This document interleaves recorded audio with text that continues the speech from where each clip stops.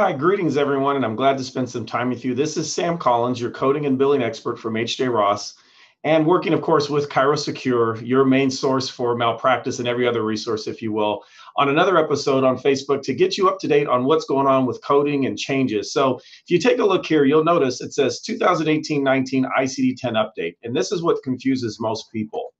ICD-10 updates every October, but you'll notice here I indicate ICD-10 did not lead to disaster. I think commonly too many people think of ICD-10 or thought of it as like this big, terrible thing that was going to happen. And of course, when we changed, it wasn't that big a deal. We changed. We went from 723.1 to M54.2.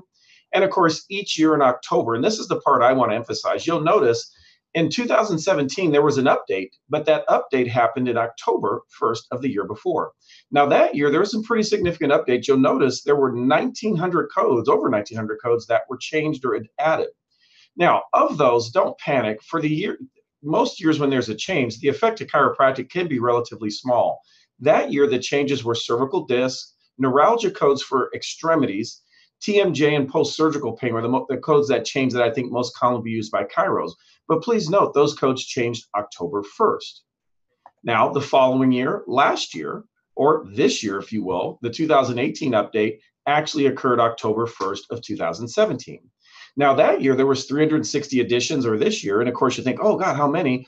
Well, this year it didn't affect too many. The only thing that it affected was spinal stenosis for lumbar, and what they did was they just differentiated between without claudication and with claudication. So again, not much change. So do be aware, every October, diagnosis codes do update. So the 2019 codes begin October 1st of the year before. So the update this year added 279 new codes, 51 were deleted and revised for 143. That being said, we have to focus on how does it affect chiropractic, because of course that's what you do. We want to make sure you have the best codes available to make sure your claim gets paid, but also to make sure your claim just simply doesn't get denied because you've used an improper code. So I want everyone to bear in mind these codes updated October 1st, on the first Monday of October, and they are for dates of service that begin October 1st or later. So don't be confused. If you have a patient you saw in August or September and you're just sending the billing now, you have to use the old code. But for services after October 1st, the new code.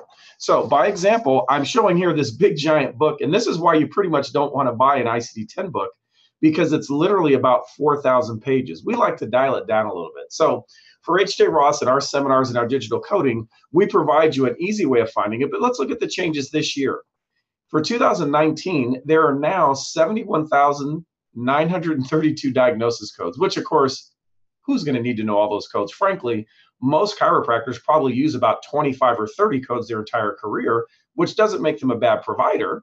It just means, do we see a lot of the same types of conditions? And of course we do. Well, here's the big change for this year. For this year, the code for myalgia, and you'll see it here, M79.1 myalgia, that code was deleted. That code also would kind of be an AKA for myofascial pain syndrome.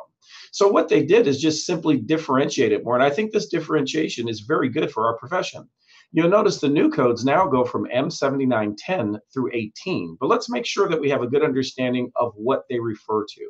So you notice the first one says M7910 myalgia, myofascial pain syndrome, says unspecified site. That's a code I generically would say don't use too often, because unspecified site kind of refers to you don't know where. So notice how specific it is though. M7911 for myalgia of mastication muscles, which means, of course, if you're dealing with TMJs and myalgia there, that certainly makes sense. So it's just a specific code for that. Then, of course, the one I think that definitely affects our profession, which is M7912, myalgia of the auxiliary muscles of the head and neck. So you think of all the auxiliary muscles. What are auxiliary muscles? The muscles of the head and neck. So probably this is going to be maybe the most common of these that we'll use, because think of how many patients come in that have muscle tenderness and pain in and about the head and neck region, temporal muscles, obviously the cervical paraspinal muscles. But then we also have this code, M7918 now, and it says myalgia, other site. Whenever you see the term other site, that is more specific, because other site refers to a site you can name.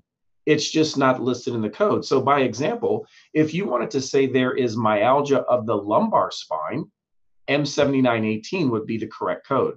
So in other words, if it's not the jaw region or the head and neck, other site would likely be what you would use because it would identify that area. Now, obviously the code on the 1500 doesn't identify it, but the chart notes will. So I think this is a very good change because it allows a little bit more specificity of regions, certainly can allow you to code different regions. So when doing, for instance, manual therapy, if you're doing it to the head and neck and diagnosing another area, it's going to be very easy to show M7912 being a separate area.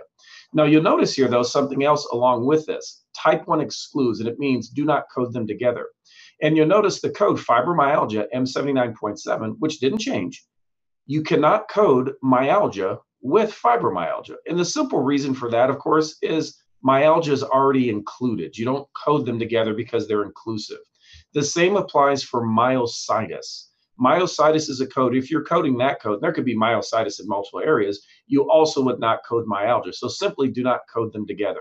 So that's really the big change for this year. And please make sure to update because, of course, Medicare will be updating their codes as well to include these. Now, for some things that myalgia is, think of some things that are approximate synonyms. These would all equal myalgia. Notice abdominal muscle pain, cervical myofascial pain, fibrositis, lumbar myofascial pain, muscle pain. In other words, notice it's all the terms that we say often about muscle pain, but just notice all the different areas. In addition, what is myalgia but pain in the muscle or muscle groups? It says a chronic disorder of unknown etiology, but by pain, stiffness, and tenderness. I think we're all familiar with that. So you'll notice each of these indicates things like common non-articular rheumatic conditions characterized by muscle pain. Very common, of course, muscle soreness. Common non-articular rheumatic syndrome characterized by myalgia and multiple points of pulsable muscle tenderness. Or just this simple one, a disorder characterized by marked discomfort sensation originating from a muscle or a group of muscles. Now, the area that I really want to focus on, though, is not just talking about the myalgia, but what is the difference of fibromyalgia? Fibromyalgia really is more of a syndrome, if you think of it. It's more muscles than one, but is more chronic. And you'll notice here, it's generally in places of the neck, shoulder, back, hips, multiple areas. You'll see some areas reporting you need at least 18. I'm not sure that's really true because what if you have only 15? Would that not make it fibromyalgia? I think the bigger factor for fibromyalgia would be, notice here, trouble sleeping, morning stiffness, headaches, problems with thinking and memory, sometimes called fibrofog. There's real no known etiology, but more common in women. But you'll notice the difference is myalgia, muscle pain, fibromyalgia, a syndrome that has other factors to it. So again, a nice change for us. Now, what about some other codes that updated? Well, this one may not be as important to you or you think it's not. But I'll bear in mind, muscular dystrophy is something that chiropractors can help treat the symptoms associated. So these are some new codes for muscular dystrophy, and you'll notice G7100 through 09. And again, these could be secondary codes, particularly for plans like Aetna, Cigna, Blue Cross Blue Shield for that matter. So here's an update here. What is also updated is browtosis, probably not as big a deal for most of us, but drooping of the eyelids. So notice right, left, and of course they have a code for bilateral. Again, I probably wouldn't use the one that says unspecified because certainly you're going to notice it either the right, the left. But again, a new code. I think this is mostly a secondary so-called comorbidity that might be there. The same would apply with the next code, puerperal psychosis, or puerperal means the fancy term for postpartum. The code we had before, puerperal psychosis, actually was for psychosis, pretty severe. Now they've just differentiated it to include postpartum depression as part of it. Now, would that be a direct condition chiropractors are treating? Not likely, but could that be a comorbidity? How about a woman that's had a baby, still having back pain, and it's demonstrating some of those symptoms of postpartum depression? I probably don't code it directly on the claim form, but certainly will be part of the chart notes. So please take some time. I'm sure many of you have some common codes, common code lists that allows you to update to make sure you're using the most current code. Because if you try to code M791, it is going to be rejected. Now, a quick note about diagnosis. And I want to make sure you understand that your insurance carrier is going to give the level of care based on what you tell them. So in other words, diagnosis is what the carrier knows about the patient. What will be allowed, the level of care, is determined by this diagnosis. And are you coding Monet's or Rembrandt's? Now, the Monet painting on the left side, nice painting, but it's not very specific. Like, who is that person in that picture? It's only a guess. On the right side, I'll be honest, I'm not sure who that is, but certainly it's more specific. So think of that way in diagnosis. In fact, I will highlight Medicare does. Now, of course, I'm sure you're all aware, Medicare, the primary diagnosis must be subluxation. That's your M99 codes. And you'll notice here it's M9900 through 05, including 10 to 15, but that's only in some areas. So I want to be careful. Some states only use M9901 to 05, so please know your state. But what I want to focus on here, at least in a short bit, we'll do more the next time I'm with you, is dealing with the secondary neuromusculoskeletal conditions that are required for reimbursement. So by example, Medicare puts these in categories. The categories for Medicare, for the most part, are what's called short-term, moderate-term, and long-term. And I'll give you a quick idea. We'll do more next time. A short-term diagnosis for Medicare as a secondary, you'll notice I've highlighted here in blue, says cervicalgia.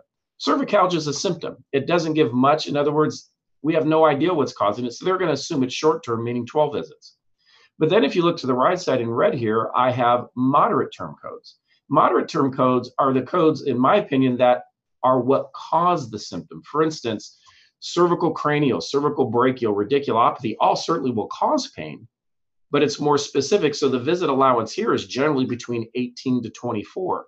Same would apply with things like enthesopathy, myalgia, strained sprains. Now, further than that, we also have a long-term, or what's called so often a category 3 or D diagnosis. Long-term codes are going to be ones that clearly are more severe. So you notice here, disc degeneration. Clearly, a patient has disc degeneration, needs more care than someone with just cervicalgia. So it's always best to kind of make sure, am I coding to the highest level of degree of problem? So keep in mind, the codes did update. When do they update? October 1st, which means when do they update next year? October 1st of 2019 will be the 2020 codes. We're always your resource. Thank you to ChiroSecure for taking some time or allowing me to have some time with you. Take a look at our site. We have seminars and other types of information for you. But most importantly, we want to make sure you're successful. Next week, Robert Monaco is your guest, and we thank you for having some time with us, and thank you, ChiroSecure.